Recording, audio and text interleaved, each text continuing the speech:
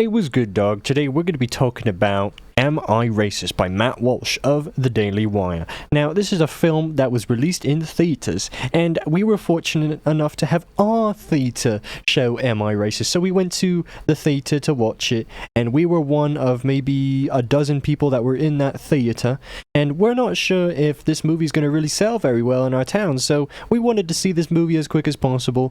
Leviticus cornrow. For all the things you've yet to do. Popcorn large with a Coke. Popcorn large with a Coke. What's our first impression? I guess I would rate it like a 7. One thing I will notice though is that there was a ton of boomers. Majority of people were like way older than us. So I would rate the film overall as an 8.5 out of 10. Now, this accounts for the fact that I do agree with it politically. And also, I did think that most of the jokes were very funny. And it was very entertaining, and it was super insightful. Now, you could say that I'm very biased, but hey, it doesn't matter. At the end of the day, I thought it was a very good film. Now, let's get into spoilers. The film starts off with Matt Walsh in an interview of where he's like, you are stretching out your whiteness. You probably saw that in the trailer, so yeah, it starts out with that bit. This is more for you and less for you.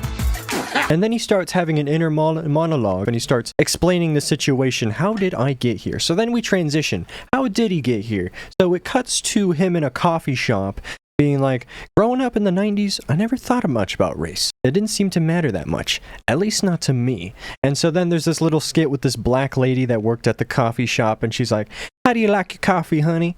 And he's like, I like it, and he hesitates for a while, but he ends up saying black. Okay, he likes his coffee black. He is your black coffee. And so then she walks away, and he's like, am I racist? Like, that's how I like my coffee. I like it black. I don't like it mixing with the white cream. Like, they just shouldn't go together. Okay, that does kind of sound racist, but I mean, what even is racist? What does that mean? And then we transition into the next scene. So, long story short, he goes on a DEI journey, okay? He goes to that public seminar of the brown chick talking about white supremacy, and they're like, you're Matt Walsh. I need you to leave. I don't feel comfortable. What? Can you guys catch me up to speed on what's going on here? Is it because I said I had 17 black friends? It might have been 15. It depends on how you count them. So that happens, and I just gotta say, that bit, it's so long. It's much longer than obviously it shows it in any of the previews and the trailer and stuff. It's long in such a good way to where it's supposed to make you uncomfortable, and it's a scene that just grabs your eyes and your attention, and you're just like, oh my gosh, Matt Walsh, you're really in deep poopy now, because he's a bit of a character in this document. He kind of plays himself up, and he's a little bit obnoxious. Whenever the person is giving a presentation, and this goes for every scene in the movie, the person's giving a presentation, he's always interrupting them. They're talking about white supremacy and how it's bad, and he's like, oh, okay, so white people bad equals America bad. And they're like, yeah, stuff like that. But in the end, it was very, very funny. And I think, this is probably a hot take, but I think if someone was watching the movie that's like a leftist, they would probably laugh at it too, because it's just so awkward. Now, right off the bat, it is something I was kind of debating the entire film is this real? Is this bit like a real thing? Is this scripted? There are some bits, obviously, it's a whole skit, but then there's some where it's like, there's no way they actually got this many people to sign up to be like recorded in this, and just without their knowledge, it ended up being a Daily Wire documentary and stuff. When he was interviewing Robin DAngelo, she even said on Twitter, she's like, oh yeah, that documentary, yeah, I found out I was in that because I remember being interviewed by Matt Walsh, and I didn't know it was him at first, and I noticed his like fake wig, and it was weird. He was asking me these questions, and next thing I knew, I ended up being bamboozled, but whatever, it is what it is. I'm not gonna sue them or anything. So Robin DAngelo ended up knowing that it was all just a troll, and we got that bit confirmed. But for everyone else, like all these no names that were supposedly a part of DEI industries, like they had to be paid actors. That's what I was thinking throughout the whole thing. Maybe I'm wrong, but just to let you know early on, I am skeptical on a lot of scenes that they just seem a little bit fake. I thought for the most part it seemed pretty fake. In like the group meeting, you could see like the boombox guys and like the cameraman and like stuff like that, you know? Whenever you see somebody like there's a camera, they most definitely know. Like I feel like Matt Walsh is a pretty recognizable face. I feel like he's definitely a well-known conservative. Like the leftists would sieve if they ever meet him in real life and then go like, hey, is that the fascist? I feel like he would definitely get noticed in leftist spaces. So the next part of the movie, after he infiltrates that first meeting, he decides that he needs to go undercover. He needs to learn how to be a DEI expert, and so he does. There's this epic montage with like this that rap song you might have heard in the trailer. They gonna say I'm racist. It was playing that, and you could clearly hear the lyrics, and it's very thematic. That's all I'm gonna say. So he starts going onto the street and he's like, DEI expert here, just ask if you need help, like in public, which that had to be real, because if they were to fake it, it would be so much more crazy. It looked real, like he was actually going on the street, harassing people. DEI expert, do you know that you have white privilege? I don't know if he actually said that, but he then started going up to people that were just sitting down in front of outside restaurants in an alleyway. And he started explaining to them, so you have white privilege. How does that make you feel? And they're like, what? What are you talking about? Some of them were kind of going with it like, oh yeah, my white privilege, I got it under control. And then there's this one group of young men, they're like, whoa, you're the most racist person I've ever met in my life. The fact that you're focusing on race so much, that means you are the racist. Focusing on race isn't going to make the racism go away. It's only going to make them worse. But of course, the whole point of this segment is for, Matt to LARP and go undercover and kind of practice his DEI expert skills. But yeah, it was a scene to kind of open up like the public perspective. Like, what are random people on the street thinking about the white supremacist racism DEI stuff going on? Okay, we transition into him going into a biker bar in some other town or whatever, and he talks to regular white folks that, it's just a white community. Okay, we got bikers everywhere, and he's like, are you aware that you have white privilege? And they're like, what? I got black brothers and I'm proud. I love my black brothers. If they're black, that's awesome. And he's like, well, you need to give reparations of sorts. And like, no, I don't. That's stupid. It wasn't a super intelligent conversation. They were just kind of yapping. What do you think about this issue of heteronormativity and how it intersects with the broader structures of racism in society? What are you doing to decenter your whiteness? Who's making it the center? Why are they doing that? And this will be important later. Hopefully I'll remember to bring it up again. But when he's talking to these bikers, these white people in the bar, they're so respectful towards him. They're not like cussing at him. They're not calling him slurs or anything. They're so respectful. So moving on, he goes into the deep south and he starts talking to real black people. And he's talking to like this black guy that like in his garage. How do you deal with racism in this country? And he's like, what? What are you talking about? There is no racism. This country's treating me so well. I'm from some foreign country no one's heard of before, and I'm black. He's from Ghana. And so Matt's like, okay, well, how do you think we should suppress racism more? And he's like, just loving each other, treating each other with respect, not much else to it, lad. I definitely feel like the black person in the garage moment was probably the most fakest part, because it definitely seems like, yeah, he feels like a paid actor because, you know what, never mind. Well, I have no idea what you mean. He doesn't even know what he means. He can't speak right now. So this restaurant with these ladies, they start like, it's basically a conversation that you pay a few $1,000s for to just have dinner with these ladies, and you have to be a woman. And so Matt, he goes undercover as a waiter or whatever. He brings the food to them. And he wears like a face mask and stuff. He goes in and out, bringing food, offering people some desserts, some drinks, and he's listening to the conversation. The funniest part, and it was a part of the advertisement, and it is so much more dramatic when it's actually in the movie and you're watching it. Just the advertisement, the commercial that you see in like YouTube ads and stuff, it's so like underwhelming. But when you're actually watching the movie, when he drops the plates and they all break on the ground, it was like, what the frick happened, and it gets your attention. Like if you're falling asleep, all of a sudden you're awake because he just like kind of interrupted the conversation. But that's it. I'm so fat, I'm so stupid, I'm blah blah blah. Sorry.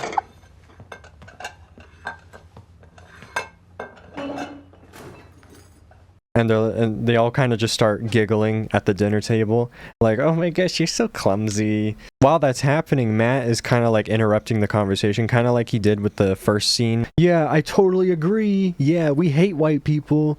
I'm so glad we're able to come in here and have these conversations. So he doesn't get discovered. This time he stays under the guise, and that's the end of it. No one ever knew that they were being recorded for a right-wing documentary. I don't know what exactly happens next, but the next thing I remember, I think them talking about the racially motivated violence statistics or whatever, the hate crimes. It transitions into an interview where he's interviewing this guy that's like 25% black, but he looks totally white. But he has like a African nose. That's like the only black feature he has. And it's supposedly a right-wing guy. Maybe he's moderately right, but he definitely wasn't super duper woke and like DEI type thing.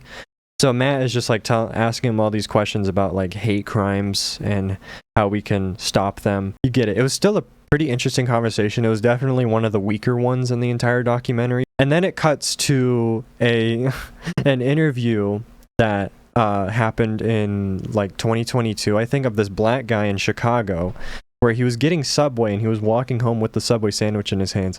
And there's like these two guys, and they're like, Empire.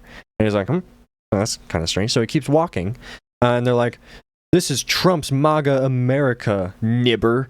And he turns around, he's like, what the frick you just say to me, cuh? Because he's black. Okay, and so supposedly there's these white supremacists following him home. So he turns around and it's just these two guys wearing ski masks and stuff. And there's like a reenactment of this with Matt Walsh. That's kind of part of the comedy. And so basically what happens is this black guy, he gets jumped by these white supremacists. They were like actual white supremacists, okay? They called him the hard R. They're like, this is Trump's America, nibber. And they just beat the poopy out of him. He didn't do anything. So Matt Walsh gets beat up in this rendition, or at least it looks like it. And next thing he knows, the guys are like starting to pour bleach on him. Yeah, and then they walk off. The black guy looks down and he has a noose around his neck. The thing is that he doesn't mention the noose until he says that the guys walk off, the black guy's on the ground. And then he says, I look down and I see the noose. With Matt Walsh's rendition, the black guy, the white supremacists, they run away into the shadows. And he's on the ground. There's no noose. He's sitting in the snow. And then I look down, and then there's a noose around my neck. And it cuts back to Matt Walsh. There's a noose around his neck. And it was just, for some reason, it was just the funniest thing. The noose wasn't there. All of a sudden, it is there next time it cuts. He finally interviews Robin DAngelo, the white chick that started this whole anti-white, anti-racist thing all the way back in 2018 with her book, White Fragility, that kind of blew up in 2020 for obvious reasons, and now everyone's like they have white guilt. Everyone hates America. She had no idea she was being interviewed for this documentary. It's been confirmed, so she was totally oblivious. So this part was most definitely real. In Matt Walsh, he has like this kind of assistant, and he happens to be like part black and stuff, and his name is Ben, and he starts to like kind of come in throughout the documentary as like a prop, and Matt Walsh kind of uses him to express, I'm so sorry, I've oppressed your ancestors for all this time. Please forgive me. And he's like, oh, it's all good, bro. It's all good. He's talking to Robin DAngelo about her book, and it's just a normal conversation. She shares her perspective on white supremacy. Just, you can kind of expect how the conversation goes. And so Matt, he's like, okay, so I have my black friend here. His name is Ben. All right, come in, Ben. So he sits down with them, and he starts like apologizing for the white supremacy in America's history. And he's like, okay, I'm going to give you some reparations. I'm going to take all the money in my wallet and I'm going to give it to you. And it's like $30. And Ben's like, I mean, sure, yeah, I'll take the cash. Sure, why not? Then Robin DAngelo, the camera cuts to her and she has like the most confused face. Matt, that was really weird. And he's like, what do you mean? Well, I mean, when we talk about reparations, it's not always about giving black people money. It's like, it's about a societal kind of shift in culture. You know what I mean? What he does is then explain further on why he gave him free money, and then he persuades her to do the same thing. Can you go get your wallet and give him some money? And she's like, you know what? Fine. Sure, I'll do it. So she gets up, she goes to her purse, and it's like this 20-second segment of just us watching her walk over and getting money from her purse from the other side of the room. Long pauses of nothing equals funny. So she gets this money and she gives it to Ben and is like, thank you very much, ma'am. Yeah, I love money. She's like, oh, you're very welcome. So she sits back down. You see, it's funny because like she was convinced to do that. Okay, that's all I'm saying. Yeah, so that was basically the Robin DAngelo bit. So the actual final scene is when Matt goes on Craigslist and he launches his own like class. What was it called? Doing the work workshop. Okay. So I'll look around the room and point to who we believe is the most racist person in the room. And he hires all these people on Craigslist to like attend and stuff. And so this bit might actually be fake. I'm not sure because these are a bunch of nobodies and stuff. And so he hosts this class in this random building, and he has like this whole presentation talking about white supremacy. And some of these people, they had no idea what they were in for. So he starts talking about how white people are all racist. And a couple people, very early, they got up and they walk off.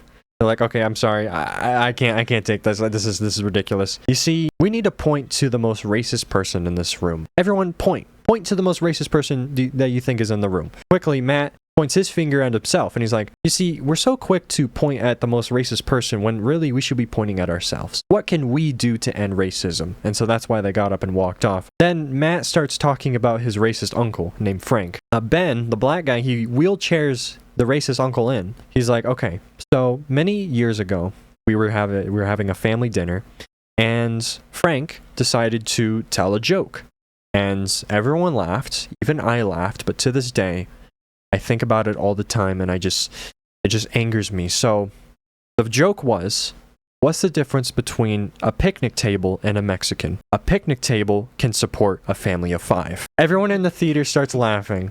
Uncle Frank starts laughing and Matt's like, okay, it's still funny. To this day, it's still funny. Okay. All right, Uncle Frank, there are people in this world, in this country that have been discriminated against for a very long time throughout this history of the country.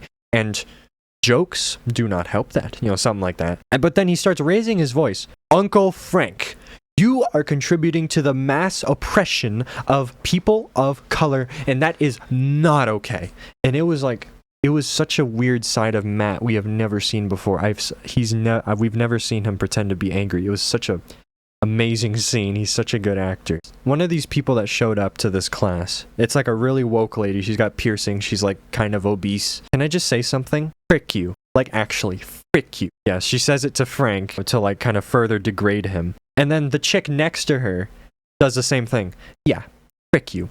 Honestly, I have so many family members that I just don't talk to anymore because they make racist jokes. So the next thing that happens after that, Uncle Frank is wheelchaired out, and Matt goes to this next slide. It's like a graphic of this guy whipping himself in the back with like an actual whip, like Indiana Jones, okay? And so he brings out this box of like whips and paddles, and he's like, okay, so we are going to harm ourselves on behalf of black people. And 2 more people in the class get up and walk out. They're like, okay, this is too much. I am not going to whip myself. I'm not a masochist. As he's handing this stuff out, he walks back up to the front. Maybe I went too far. Okay, class is over. I'm done with this. No, really, get out. So then he starts monologuing like, what have I become? Like, what is the point of all this? Am I ending racism, or am I just profiting off of people with guilt and just telling them that they're racist for what avail? Like, what's the point? And so that's basically the conclusion. Like, all these businesses and celebrities that preach anti-white rhetoric and just tell people that they're racist for being white, they're literally just narcissists that profit off of people that want to be better, but they're spending money in the process. So who's really benefiting from this? You're making people more miserable. You're telling them that they contributed to mass genocide, mass racism, oppression, stuff like that for 400 years, just because they're white and their ancestors did bad stuff hundreds of years ago. And so it cuts to him being interviewed, and I think this scene was fake as well. Like, they made it look like an actual news reporter was like interviewing him or whatever, and she's like, "Hi, Matt, certified DEI expert, how you doing? Good morning." And he's like, "Morning." And he's just so melancholy about it, and she asks him a question like, so how has diversity, equity, inclusion benefited you and other people's lives? And he's like, I don't know. I don't think this is working. I think my class is kind of a waste of time. She doesn't have much of a reaction, but she just keeps going. What advice can you give to our listeners about how they can become better people and not racist? And he's like, you know what? I can't do this anymore. I gotta go. So he just leaves. And so then it cuts back to him on the street, and he takes the wig off, he takes his coat off, and he gives the wig to some random guy on the street, and he walks off. And the guy's face when he gets handed the wig, oh my gosh, it was kind of funny. But then it cuts back to him in the coffee shop from the beginning of the documentary. He's like, you know, DEI is kind of stupid or whatever. And the black lady with the coffee comes back, and he's like, let me guess, you like your coffee black? Haven't seen you here in a while. And he's like, oh yeah, I was putting in the work. He's like, what does that mean? Oh, well, I'll tell you. And then it shows like kind of a quick montage of everything that happened in the documentary to kind of refresh your memory. And then it cuts back to them.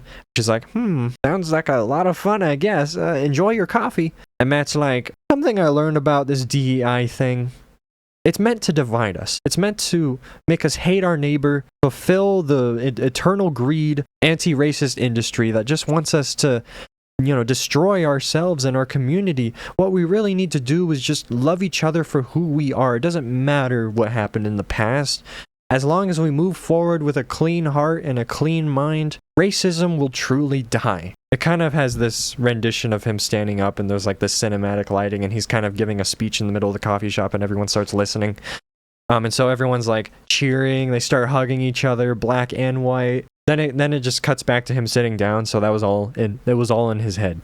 It was an all-in-head game. He's schizophrenic. The end also mentions his Uncle Fred, and so like he tells him like hey Matt, do you want to hear another racist joke? We don't get to hear the joke, but it just pans away from them. Then the outro credits roll. That's the conclusion. You know, if I'm being honest, I enjoyed the whole documentary all the way through. There wasn't a single part where I was bored. Like, obviously, there were parts where it wasn't as interesting, but overall, I really, really liked it. Okay, I stand on my 8.5 out of 10. Like, I never saw What is a Woman, his trans documentary from 2 years ago.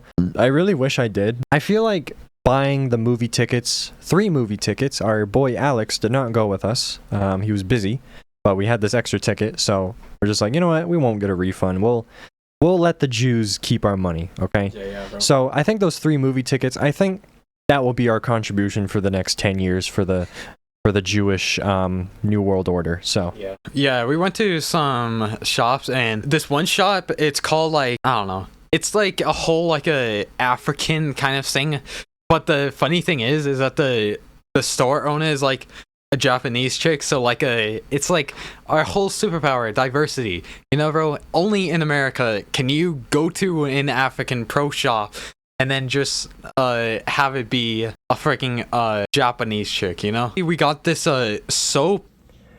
Hey, what's good, dog? Professor Teague's back at it again. I just want to give a quick update about this soap that Owen was holding in that photo in front of that African store. It looks like poo-poo. Okay, I put it on my skin. My skin feels really weird. Sorry, my arms are really hairy. I really need to shave. But yeah, my skin feels really weird. I smell really weird as well.